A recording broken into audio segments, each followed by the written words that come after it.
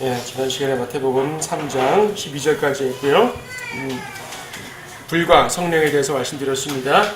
13절부터 이제 12절까지는 요한이 침례를 베풀면서 예수님을 증거한 말이고, 13절부터는 예수님이 침례를 직접 받으시는 것이죠.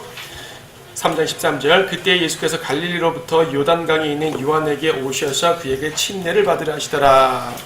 예, 예수님이 침례를 받으러 오셨어요. 그러나 요한이 말리며 말씀드리기를, 내가 주께 침례를 받아야 할 터인데 주께서 내게로 오시나이까? 라고 하니 예수께서 대답하여 그에게 말씀하시기를, 이제 허락하라. 우리가 이렇게 하여 모든 의를 이루는 것이 합당하니라고 하시니 이에 그가 허락하더라. 자, 예수님께서 물속에 잠겼다가 올라오실 때 비둘기 같은 모습으로 성령께서 내려오신 것을 보고 요한은 확실히 그분이 이제 구세해 준 걸 알았던 거예요. 하지만 그 전에 이미 예수님에 대해서 모르는 건 아니죠. 그러니까 성령이 임하신 것을 보고 확실히 확증을 했다는 말이지, 예수님을 전혀 몰랐다가 그때 처음 알았던 건 아니에요. 일단 누가복음 1장에 보게 되면 마리아의 모친과 침례 요한의 모친과 예수님의 모친이 친척간이거든요. 서로 완전히 모르는 건 아닙니다. 그리고 이제 그분에 대해서 느꼈죠. 알았죠. 하지만 비둘기같이 내려오시는 모습을 보고 확실히 알았단 말입니다. 자, 예수님께서는요, 침례를 받으러 오셨어요. 앞에서 요한은 백성들에게 죄의 사함을 선포하고, 그러니까 이 회개를 선포하고 침례를 주었습니다. 그래서 침례의 목적이 예수 그리스도를 백성들에게 알리는 것도 목적이지만 백성들에게는 죄에 회개하는 것이 목적이었어요. 즉 회개의 침례였단 말입니다. 그런데 예수님은 왜 침례를 받아야 돼요? 예수님은 회개할 게 없잖아요. 그래서 요한이 내가 주님께 침례를 받아야 되는데 어떻게 주님이 내가 침례 받아야 됩니까? 라고 말은 회개의 침례에 대해서 말한 것이에요. 요한의 생각 속에서 나는 주님께 회개할 게 있지만 주님은 저한테 회개할 게 없지 않습니까? 뭐 저한테가 아니라 어쨌든 회개할 게 없지 않습니까? 요한은 회개할 게 있는 죄인이란 말이에요. 그래서 주님은 저한테 침례받는 거 합당하지 않습니다. 하여튼 예수님께서는 모든 의를 이루기 위해서 허락하라고 말씀하셨죠. 그래서 이제 모든 의를 이룬다, 의라는 말에 집중하실 때 사실은 예수님 자신이 의예요. 의, 하나님의 의시죠. 구약에서 모든 의를 제시했지만 구약에는 율법의 의이기 때문에 완벽치 않았습니다. 하지만 신약은 예수 그리스도로 인한 의이기 때문에 신약은 완벽하신 것이죠. 예수님이 의로우신 분이기 때문에. 우리는 죄인입니다. 예수님은 의인이십니다. 우리가 구원받을 때 어떻게 됐어요? 고린도후서 5장 21절 말씀 보시게 되면은 예수님께서 우리를 위해서 죄가 되셨다 그래요. 그리고 우리로 하여금 하나님의 의가 되게 하심이라 말씀하십니다. 예수님의 의를 우리에게 갖다 주셨고 우리의 죄를 가져가신 거죠. 우리에게 그분의 의를 주셨다는 얘기는 그분이 원래 의롭다는 얘기입니다. 그런데 그런 의를 이런 형식을 통해서도 증거를 하셨어야 됐습니다. 요한은 무엇보다 의의 전파자입니다. 의의 전파자. 예수님도 의의 전파자. 예수님도 의의 전파자시지만 예수님은 의 자체이시고요. 요한은 의 자체는 아니고 의의 전파자입니다. 그래서 요한이 전파한 의를 예수님이 받으셔서 똑같이 전하셔야 됩니다. 이런 과정으로 인해서 예수님께서는 모든 의를 이루는 것이 합당하니라 하면서 침례를 받으셨습니다. 자, 침례를 통해 예수님께서는 하나님의 일을 시작하시게 됩니다. 침례를 받아야지 메시아가 된다는 건 아니에요. 침례를 받아야지 드디어 하나님의 아들이 됐다는 것도 아닙니다. 예수님은 원래 하나님의 아들이셨고요. 그렇죠? 원래 그리스도였습니다. 하지만 침례를 통해서 그 역할을 드러내신 것이에요. 자, 그런데 이제 보게 되면은 침례를 받으시는 것 자체가 하나님의 거대한 이 목적에 순종하는 거지 않습니까? 순종. 예수님은 모든 것들을 순종으로 이루셨습니다. 그래서 우리가 침례를 받을 때도 침례를 받는다라는 표현을 쓰기도 하지만 침례에 순종한다라는 표현을 써요. 그래서 형제님 침례 받으셨습니까? 자매님 침례 받으셨군요. 이렇게 말해도 되지만 침례에 순종하셨습니까? 침례에 순종하셔야죠. 이렇게 표현을 많이 합니다. 왜냐하면 침례 자체가 주님의 명령이기 때문에. 그래서요, 우리 지난 시간에는 요한의 침례를 다루면서 예수님이 침례 주시는 것은 성령 침례, 즉 영적 침례, 그 불침례를 제외하고 일단 우리 성도들이 받는 침례는 구원받은 사람들이 그리스도의 몸 안으로 들어가는 거라고 했었습니다. 들어가요. 들어갔는데 여러분들은 구원받을 때 이미 그리스도의 몸 안으로 들어갔기 때문에 구원받는 순간 이미 침례를 받은 거예요. 영적 침례를, 성령 침례를. 하지만 성령 침례를 받은 사람들이 영적으로 주님의 몸 안으로 들어간 사람들이 외적으로 간증을 하는 게 물침례란 말입니다. 그래서 물침례는 순종의 개념이 들어갑니다. 마태복음 28장에 보게 되면 예수님께서 승천하시기 전에 제자들에게 마지막 명령을 하시지요. 명령하실 때 마태복음 28장 19절에서 그러므로 너희는 가서 모든 민족들을 가르치라 말은 복음 전파하는 말입니다. 아버지와 아들과 성령의 이름으로 침례를 주여라고 말씀하셨어요. 우리가 보통 지상명령이라고 말하면서 예수님이 마지막으로 말씀하신 지상명령, 즉 복음 전파만 생각하는데 사실은 그 지상명령 내용 가운데 복음 전파 플러스 침례까지 있는 것입니다. 그러니까 예수님의 사도들에게 너희는 복음 전파하고 침례 주라 그런 것이었어요. 그러니까 이제 사도들은 자연스럽게 교회의 장로들이 됐고 초대교회의 이제 장로들이 되었고 오늘날은 지역의 목사 쪽으로 이어지는 것입니다. 그래서 침례를 주는 것이죠. 침례를 주는 것이 복음 전파자에게 주어진 사명이라면 이 구원을 받는 사람은 침례 받는 것까지 해야 되는 것이죠. 그래서 구원받으면 가장 빠른 시일 내에 침례를 받아야 돼요. 침례의 형식은 당연히 물 침례예요. 예수님께서도 16절 보니까 예수께서 침례를 받으시고 물 속에서 올라오시니 요단강에서 올라오셨다는 얘기죠. 올라오셨습니다. 당연히 물 침례죠. 잠기는 침례죠. 이거는 예수님이 받으신 침례와 유월이 전파한 침례와 또 유대인들이 받았던 침례, 또 우리 성도들이 받는 물 침례가 교리적으로 똑같은 건 아닙니다. 교리적으로 좀 다르지만 의미가 좀 다르지만 그래도 침례의 형식 자체는 물에 잠겼다가 나오는 것이 이거는 변함이 없죠. 카톨릭에서 그림, 옛날 예수님 그림들, 성화 이런 그림들 보게 되면은 예수님과 요한이 물에 요단강 물에 막 들어갔어요. 들어갔으면 물에 잠기면 되는데 거기서 바가지로 퍼서 세를 주는 이런 장면이 나오죠. 좀 우습죠. 오늘날도 저 요단강에 가게 되면 예수님 침례터라고 해가지고 관광지가 돼 있어요. 관광지. 성지순례 가면 그쪽 가는데 요단강이라는 그 강이 이제 있으면은 유대인 쪽 지역과 요르단 왕국 지역이 갈라지거든요. 강을 기점으로 나라가 갈리니까. 그래서 요쪽 강변이 예수님 침례받은 곳이다. 요쪽 강변에 침례받은 곳이다 가지고 이스라엘과 요르단이 옥신각신해요. 그러다 보니까 이제 카톨릭에서 그거는 고증해 보니까 요르단 쪽이 맞다고 손을 들어줬어요. 그래서 교황이 지난번에 방문할 때 요르단 쪽으로 방문했습니다. 이스라엘이 발견했죠. 어쩔 수 없어요. 근데 다 사실이 아닙니다. 어디서 받았는지 어떻게 알아요? 알 수 없습니다. 다만 주님의 침례 받으셨다는 얘기죠. 그래서 거기도 보게 되면 가끔 다큐멘터리나 사진 자료 보게 되면 어떤 사람들이 거기서 침례를 해요. 어떤 사람들은 물에 들어가서 바가지로 물을 퍼서 또 세를 줘요. 바가지로 떠서 주려면 왜 물에 들어가는지 이해가 되지 않습니다만은 그들은 그렇게 하더라고요. 세례에 대한 개념을 지우지 못하는 것이에요. 물론 제가 지난 시간에 설명드리기로 세례와 침례라는 것은 단지 담근다, 뿌린다의 개념이 아니라 씻는다라는 잘못된 개념이 들어가기 때문에 세례라는 말은 어떤 경우도 쓰면은 안 된다라고 설명을 드린 바가 있지만은 이제 이렇게 사람들 오해를 하는 것입니다. 물에 잠겼다가 나오는 거죠. 물에 잠겼다 나오는 여러 가지 목적이 있습니다. 가장 큰 목적은 우리가 구원을 받을 때 영적 침례. 영적 침례가 뭐예요? 예수님의 몸으로 잠기는 거라 그랬죠? 예수님의 몸 안으로 잠길 때 예수님과 연합하는 거라 그랬습니다. 연합하게 되면은 예수님과 함께 죽고 묻히고 부활한 경험이 내 경험이 되는 거예요. 원래는 나는 2000년 전 사람이 아니니까 당연히 십자가에 죽지 않았습니다. 하지만 예수님과 연합한 순간 예수님의 죽고 묻히고 부활의 경험이 내 경험이 되는 거예요. 연합했으니까. 이게 언제 이루어진다고요? 믿는 순간에. 이걸 영적 침례. 근데 물침례가 뭡니까? 물침례는 내가 받은 영적 침례를 외적으로 드러내는 거라 그랬죠? 그러면 당연히 내가 주님과 함께 죽고 묻히고 부활하는 것을 이제 표현해야 되는데 물 뿌리는 것은 표현이 안 되죠. 잠겨야지 그 표현이 되는 거죠. 잠겨야지. 잠겨야 그 표현이 되는 것입니다. 잠길 때 죽은 걸 표현하고 잠길 때 죽는 게 아니에요. 이미 죽었어요. 예전에 구원받는 순간. 근데 잠길 때 죽는 그 개념을 보여주는 거고 묻혀있고 그 다음에 일어날 때 내가 부활했다는 사실을 이제 드러내는 거죠. 공표하는 거고 간증하는 것입니다.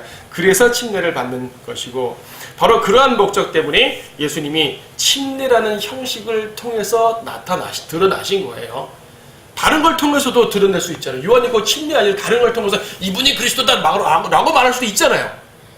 근데 왜 꼭 침례를 받아야 되냐고요? 이건 우리가 앞으로 받아야 될 영적 침례, 그분과 함께 죽고 묻히고 부활했다. 이거를 보여줘야 되는 그 모습과도 연관되어 있기 때문입니다. 그래서 주님께서는 그 모습으로 침례를 하셨고 하나님도 요한에게 침례를 하라고 명령하셨고 궁극적으로 우리에게도 영적 침례와 연관해서 그런 침례를 받게 되는 것입니다. 자, 침례 설명드렸고요. 16절 예수께서 침례를 받으시고 곧 물속에서 올라오시니 보라 하늘들이 그분께 열렸고 그가 하나님의 영이 비둘기같이 그분 위에 임하심을 보더라. 자, 하나님의 영이 비둘기같이 그분 위에 임하셨어요. 여기 가만 보게 되면은 17절까지 보면 보라 하늘에서 한 음성이 있어 말씀하시기를 이내 사랑하는 아들이여 그 안에서 내가 매우 기뻐하노라 그랬습니다. 가만 보게 되면 삼위일체 하나님이 동시에 역사하셨어요. 그렇죠? 아버지 하나님이 지금 하늘에서 말씀하셨잖아요. 하늘에서 한 음성이 있어 이는 내 사랑하는 아들이여. 누가 하신 거예요? 아버지 하나님이 음성을 발하신 것이죠. 그리고 아들 하나님이 지금 침례를 받고 나오셨어요. 그리고 성령 하나님이 비둘기의 형상으로 내려오셨단 말이에요. 삼위일체 하나님이 다 같이 역사하신 것이에요. 삼위일체 하나님. 이 침례 부분에서 삼위일체 하나님이 역사하셨습니다. 그래서 예수님이 마태복음 28장 아까 침례를 주라 말씀하실 때도 아버지와 아들과 성령의 이름으로 침례를 주라고 말씀하셨죠. 아버지와 아들과 성령의 이름으로 침례를 줍니다. 그래서 우리도 침례를 줄 때 아버지와 아들과 성령의 이름으로 침례를 줍니다. 어떤 사람들은 아버지와 아들과 성령의 이름인 주의 이름으로 침례를 준다라고 말하기도 해요. 그것도 틀린 말은 아닙니다. 아버지도 주, 아들도 주, 성령님도 주시기 때문에 사도행전 10장 코넬료 같은 경우는 주의 이름으로 침례받았다고 말해요. 그런데 아버지, 아들, 성령을 말하는 것입니다.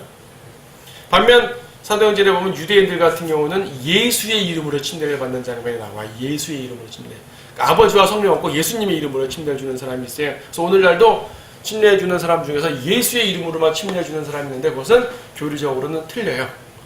예수님이 직접 명령하신 것은 아버지와 아들과 성령의 이름으로 침례 주는 것이기 때문에 이게 맞습니다.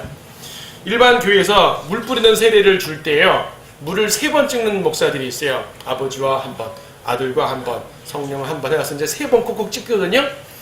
일단 세례도 잘못됐고 물 뿌리는 것도 잘못됐지만 3번 하는 것도 잘못된 겁니다.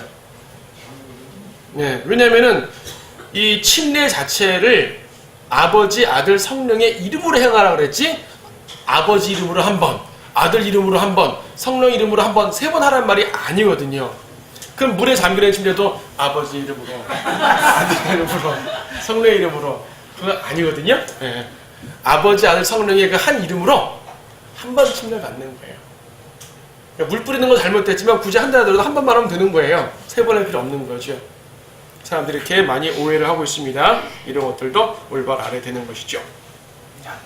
내 사랑하는 아들이라고 하늘에서 언급하셨습니다. 자, 하나님의 아들이라는 말은요. 일단 하나님이라는 말이에요. 예수님의 신성. 어떤 인간이 하나님의 아들로 불리겠습니까? 인간은 인간 죄인이거든요.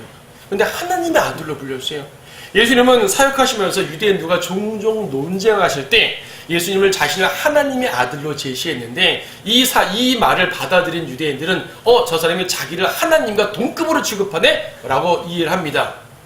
하나님의 아들은 하나님보다 한 단계 밑이 아니라 하나님과 동급 개념이에요. 하나님의 아들은 곧 신성을 말하는 거죠. 그래서 그런 의미가 있고요. 또 하나는 예언의 성취자라는 개념, 특히 모든 사역이 정당하다는 말은 무슨 말인고 하니 하나님의 아들이라는 말은 하나님 편에서 말할 때 내가 보냈다 그 말이에요.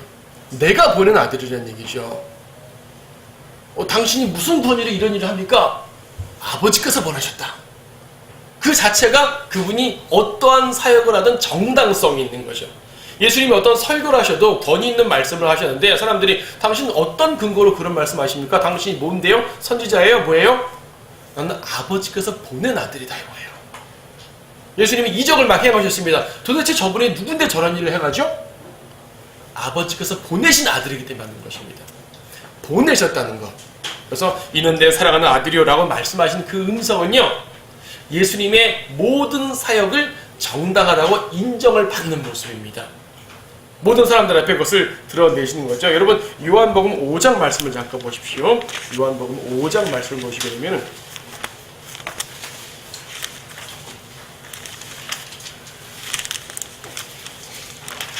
자, 요한복음 5장에서는 예수님께서 아버지가 보내신 분이다라는 것을 여러 번에 걸쳐서 말씀하고 있는데요. 거기 5장 30절 말씀, 나는 아무것도 스스로 할 수 없노라. 나는 듣는 대로 심판하노라. 또 나의 심판이 의로운 것은 내가 나의 뜻을 구하지 아니하고 나를 보내신 아버지의 뜻을 구하기 때문이라. 아버지가 보내신 자라 이거예요. 보내신 아들이라 그 말입니다. 어디야 36절도 그러나 내게는 6월의 증거보다도 더 큰 증거가 있으니 이는 아버지께서 내게 주셔서 완수하게 하신 일들이라. 내가 행하는 바로 그 일들이 나에 관한 증거니 곧 아버지께서 나를 보내셨다는 것이라. 그분의 모든 사역의 정당성이죠. 37절도 그리하여 나를 보내신 아버지께서 친히 나에 관해 증거하셨느니라 라고 말씀하십니다. 그래서 예수님은 원래부터 하나님이시지만은 백성들이 볼 때에 예수님의 모든 사역이 인준받는 과정으로 보이는 것이죠. 하나님께서 모든 문서에 서명하여서 딱 주는 것과 똑같은 그런 모습입니다. 그래서 예수님의 침례는 그러한 엄청난 의미가 들어있는 거죠. 자, 4장으로 넘어갑니다. 오늘 4장 교재 나갔죠. 4장은 이제 시험을 받는 장면입니다. 우리가 이 부분은 몇 주 전에 이제 설교 때 아예 별도로 다뤘기 때문에 자세히 다루진 않겠는데요. 이것도 제목을 붙인다면 그냥 시험이 아니라 왕의 시험입니다. 왕께서 시험을 받으셨어요. 왜 왕께서 시험을 받으셔야 됐는지를 보자는 얘기죠. 그때 예수께서 마귀에게 시험을 받으시려고 성령의 인도로 광야에 가시니라. 마귀에게 시험을 받기 위해서 광야로 가셔요. 자, 광야로 간 사람들은 많았습니다. 구약에서도 이스라엘 백성들이 이집트를 탈출해서 광야로 들어갔습니다. 그렇죠? 광야로 들어가서 뭐 시험도 받았죠. 마귀에게 시험도 받고 또 스스로도 하나님을 시험했고요. 광야는 시험의 장소예요. 그런데 하나님께서 이스라엘 백성을 이집트에서 탈출시켜서 광야로 집어넣으실 때 마귀에게 시험을 받게 하려고 집어넣은 건 아니죠. 근데 예수님께서는 마귀에게 시험을 받기 위해 들어가신 것입니다. 이 말은 뭡니까? 마귀와 싸우기 위해 가신 것이에요. 마귀 소굴로 들어가신 거 쉽게 말하면 광야가 곧 마귀 소굴이라는 말은 아니지만 마귀를 만나기 위해서 가신 것이에요. 예수님과 마귀가 직접 맞부딪히는 사건들이 몇 개 있죠. 이때도 있지만 골고다, 십자가도 예수님과 마귀가 직접 맞부딪힌 사건입니다. 그 이후에는 마귀의 종들을 통해서 예수님이 대접받았던 사건들이지만, 자, 예수님이 마귀를 만나기 위해서 나가십니다. 사실은 이기시려는 것이죠. 예수님은 시험에 굴복하실 이유가 없기 때문에 이기시는 것입니다. 과거 모세와 엘리야도 광야에서 40일 금식을 한 적이 있었습니다. 예수님도 40일 금식하셨습니다. 말이 그렇죠. 40일 금식이라는 것은 쉽지 않습니다. 오늘날도 간혹 금식기도 잘하시는 목사님들 중에서 40일 하시는 분들이 계십니다. 저는 그냥 존경스럽다는 말밖에 다른 한 말이 없습니다. 40일. 예.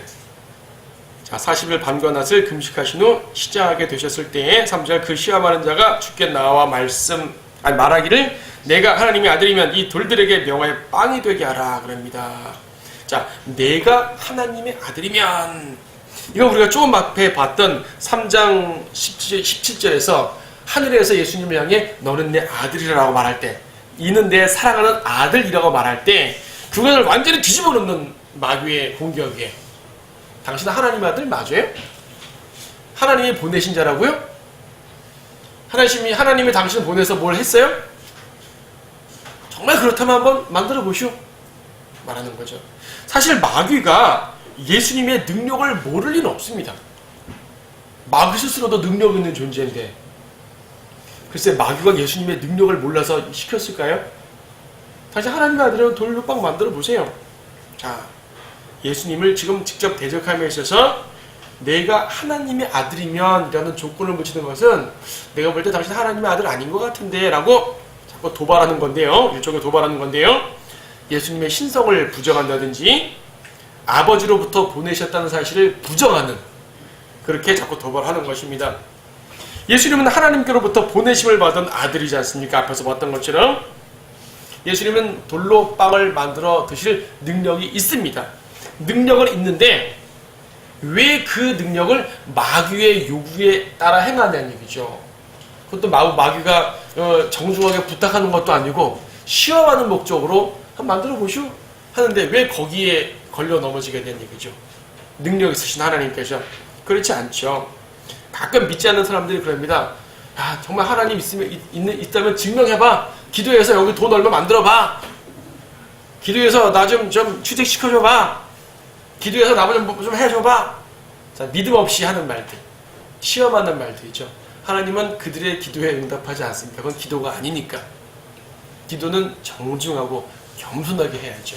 또 믿음으로 해야죠. 주님, 제가 곤경에 처했습니다. 저는 주님의 능력을 믿습니다. 주님이 하나님의 아들이심을 믿고 그 능력을 믿고 더욱더 그 능력으로 나를 사랑하셔서 나를 보호하심을 믿기 때문에 간구합니다 하고 나의 겸손하게 나의 어려움들을 간구하면 주님은 들어주시지만은 하나님의 아들이면 이 정도 할 수 있지 않습니까? 이런 거로는 주님은 들으실 리가 없는 것이죠.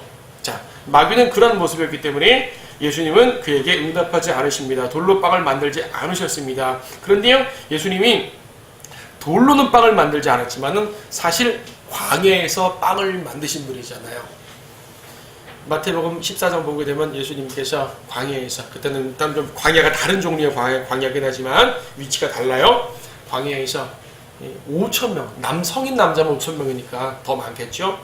광야에서 보리빵 5개로 5,000명을 만들어 배불리 먹으시고 12광주를 남기셨습니다. 자, 그런 하나님이십니다. 못하실 일이 없습니다. 특히 여기서 이제 세 가지 시험을 말할 때 영적으로 보는 관점과 교리적 보는 관점이 달라요. 영적 관점을 먼저 말하게 되면 요한 2장 16절에서 요한 2장 16절에서 보게 되면은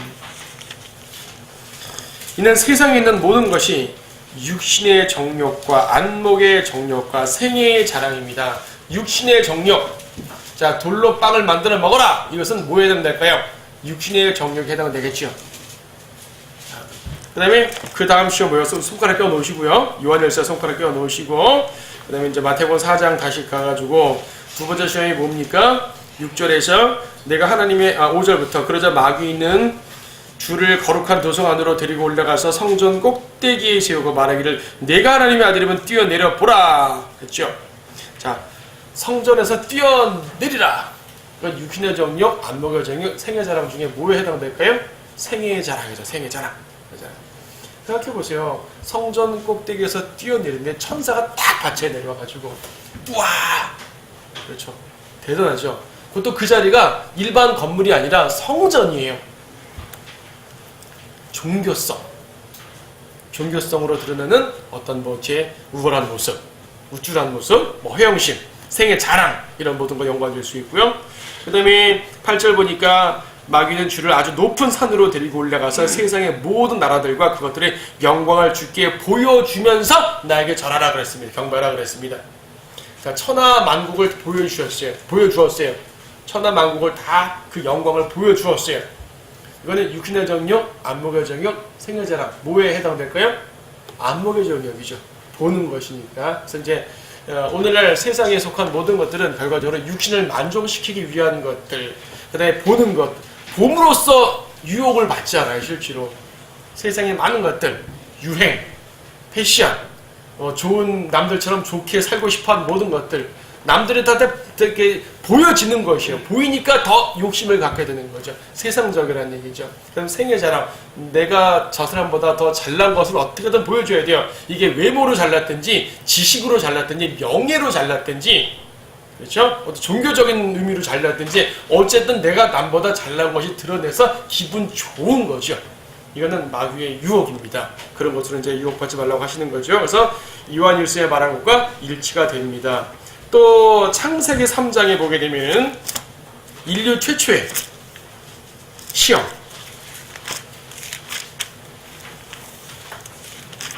이브가 혼자 있을 때, 아담과 이브가 혼자 있을 때 뱀이 와가지고 시험했잖아요. 시험했을 때 이제 이브가 유혹을 받았습니다. 받고 뭐라 그러니까 3장 6절에서 여자가 보니 그 나무가 먹음직하고 보기에도 즐겁고 뭐죠? 현명하게 알 만큼 탐스러운 나무인지라. 자, 그러면 이 먹음직하고는 요한일서 2장 16절에 따르면은 먹음직하고 육신의 정욕. 그렇죠? 그 다음에 보기에 즐겁고 안목의 정욕. 그 다음에 현명하게 할 만큼 탐스럽다. 생의 자랑. 그렇죠? 생의 자랑입니다. 자, 이 마태복음과 창세기와 요한일서를 비교해 보게 되면 우리에게 제시하는 하나님의 뜻이 있습니다.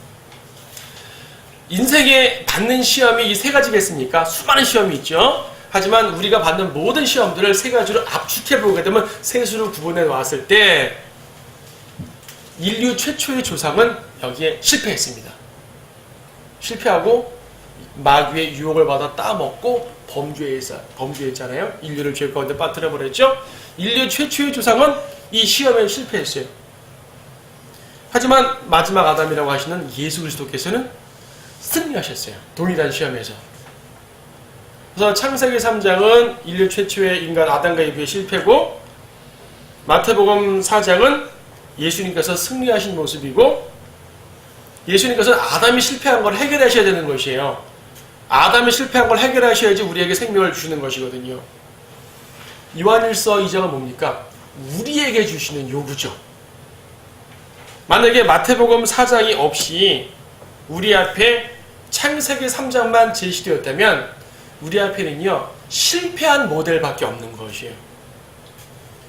하나님은 우리에게 실패한 모델만 제시해 줘놓고 너희 실패하지 마, 승리해! 라고 말하면 되겠습니까? 안 되잖아요. 하나님께서 우리에게 승리한 모델을 동시에 딱 제시해 주시는 것이에요. 실패한 모델과 승리한 모델이 있습니다. 그럼 우리에게 요구하는 거죠. 자, 너는 실패한 모델을 따라갈래? 승리한 모델을 따라갈래? 이겁니다. 실패에 따라서 아담과 이브, 우리의 인간의 조상의 이브의 손을 잡게 되면은 당연히 우리에게 주어지는 모든 시험에 지는 것이고요. 예수 그리스도의 손을 잡게 되면은 주님처럼 승리할 수 있다는 것입니다. 그렇죠? 그래서 이 시험을 요한일서와 비교해 볼 때 주님 우리에게 요구하시는 것이 분명히 제시되어 드러나는 것이죠. 자, 다시 이제 본문 들어가세요. 이제 첫 번째 시험에서 4장 4절, 그러나 주께서 대답하여 말씀하시기를 기록되었으되 사람이 빵으로만 사는 것이 아니요 하나님의 입에서 나오는 모든 말씀으로 사느니라. 자, 기록되었으되 신명기 8장 3절 인용인데요. 말씀으로, 예수님께서는 항상 말씀으로 이기셨다 그랬죠. 말씀으로 이기셨습니다. 돌로 빵을 만드는 것, 이적보다 중요한 것은 말씀이란 얘기예요. 빵보다 중요한 건 말씀이란 얘기죠. 사역보다 중요한 건 말씀이란 얘기입니다.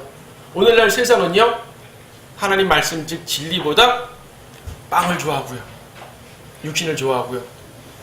수많은 교회들은요, 하나님의 말씀보다 사역을 좋아합니다. 사역 필요하죠. 주님을 사역해야죠. 열심히 해야죠. 근데 말씀을 제쳐놓고 그냥 인간적으로 으쌰으쌰만 하는 것이에요. 주님 그거 받지 않으십니다. 인간적 열성을 받는 것이 아니라 진리에 따라서 올바르게 행하는 걸 받으시는 것이기 때문에. 자, 한 구절 더 찾아보죠. 여러분, 계시록 12장 14절 말씀 보시면요. 계시록 12장 14절. 이건 미래 대환란 때인데요. 계시록 12장 14절 말씀. 대환란 때 사탄이 유대인들을 박해하는 장면 나옵니다. 박해하는데요. 14절. 그때 그 여인이, 여기 여기서 여인이 이스라엘을 말합니다. 대환란 때 이스라엘.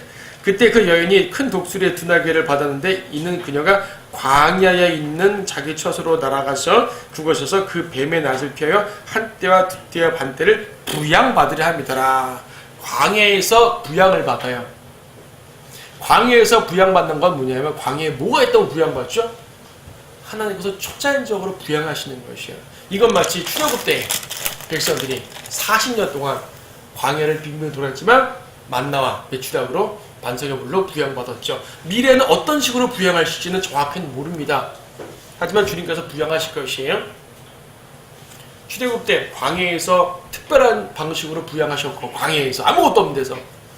예수님도 오병이어 기적할 때 아무것도 없는 데서 빵 5개로 부양하셨고, 미래 대혼란도 하실 거라는 얘기입니다. 자, 예수님은 어차피 빵을 만들어 주시는 분이세요. 근데 사탄의 요구에 따르지는 않겠다는 얘기죠. 그리고 주님은 내 때에 내가 알아서 할게. 왜 네가 참겠냐? 라고 말합니다. 사탄은 자기 때에 하고 싶었던 거예요. 하나님의 때가 아니라. 그러면 우리가 가끔 가다가 기도할 때 응답이 좀 더딜 때가 있습니다. 더디면은 주님께서는 내가 네 응답 안 들어주겠다는 것이 아니라 좀 기다려 하실 때가 있잖아요. 하나님의 뜻, 하나님의 때에 하나님의 방법으로 응답받길 바라야지. 아, 주님 그 방법 말고요, 이 방법을 해 주십시오. 그때 말고 이때 해 주십시오. 내가 막 내 때와 내 방법을 요구한다면 경우는 좀 다르겠지만은 사탄과 다르게 뭐가 있는 얘기죠. 그래서 육신적인 요구, 마귀적인 요구가 되는 것입니다. 그래서 기도로 응답받기를 간구하는 건 좋지만 그 역시 하나님의 뜻에 맡겨야 된다는 사실이지, 나의 뜻에 하나님의 뜻을 변경시키려고 하게 되면 그건 불경하다는 사실까지도 영적으로 볼 수가 있는 것이죠. 자, 두 번째 시험에서 마귀가 성전 꼭대기에 예수님을 세우고 뛰어내리라고 그랬죠. 6절에서 말하기를 내가 하나님의 아들이면 뛰어내려보라. 기록되었으되 그분께서 너에 대하여 자기 천사들에게 명하시리니 그들이 손으로 너를 받들어서 어느 때라도 너의 발이 돌에 부딪히지 않게 하시리라. 이건 시편 91편 11절 인용이죠. 시편 91편 11절. 또 지난번에 설교할 때 다뤘던 부분이지만 다시 한번 보도록 하겠습니다. 확실하게 알면 좋죠. 시편 91편 11절.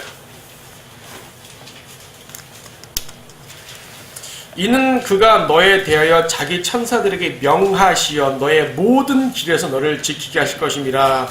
자, 시편 91편 11절은 너의 모든 길에서. 근데 마태복음 4장에서 마귀가 성경을 인용했네요. 마귀도 성경을 인용합니다. 근데 마귀는 뭐라고 인용했습니까? 어느 때라도. 어느 때라도로 바꿨습니다. 마귀가 성경을 인용하는데 변개시켜 인용하는 것이에요. 자, 하나님의 원래 뜻은, 자, 분명히 천사들이 너를 바칠 것이야, 인도할 것이야. 근데 어느 곳에서도 그 말입니다. 근데 마귀는 어느 때라도 말입니다. 자, 예수님이 하늘로부터 내려와서 천사들이 함께하는 것은 언제 이루어지겠습니까? 지금 마귀가 요구한 것은요, 성전에서 뛰어내리면 천사가 딱 바칠 거예요. 자, 어디서 볼 수 있는 장면입니까? 재림 때 하늘로부터 내려오시면 천사들이 함께 내려올 거 아니겠어요? 그 모습이에요, 지금. 예수님은 저 하늘 성전에서 그렇게 내려오실 겁니다. 근데 사탄은 지금 예루살렘 성전에서 그 모습을 미리 해보라는 것입니다. 주님은 언제 할 거라고요? 재림 때. 재림 때 할 일을 사탄은 초림 때 지금 해보시라는 거예요. 예수님은 그 말을 들으실 이유가 없죠. 자, 재림 때 하실 일을 초림 때 하라고 막 요구합니다. 초림 재림이 중요한 게 아니라 사탄에게는 지금 내 앞에서 해보시오 라고 도발하는 것이죠. 당연히 예수님께서는 거절하셨습니다. 7절에서 예수께서 그에게 말씀하시기를 또 기록되었을 때 너는 주 너의 하나님을 시험하지 말라고 하였느니라.